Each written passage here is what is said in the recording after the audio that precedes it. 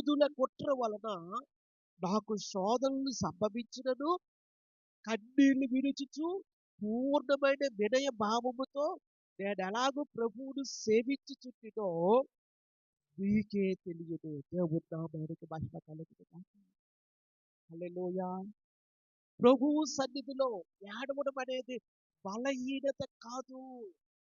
దేవుని సన్నిధిలో కన్నీళ్లు విడుస్తూ మొరపెడుతూ నీ ప్రజల కొరకు, నీ దేశము కొరకు, నీ పట్టణము కొరకు విలపించడం అనేది మన బలమైనది. దేవుని నామానికి మహిమ కలుగును గాక. హల్లెలూయా. నెహెమ్యా తన పట్టణము పాడైపోయిన స్థితిలో ఉందని ఎరిగి, ప్రాకారములు శిథిలమైపోయాయని, పడత్రోయబడ్డాయని ఎరిగి, గుమ్మములు అగ్ని చేత కాల్చబడి ఉన్నాయని ఎరిగి, ఆ సమాచారాన్ని విని కూర్చుని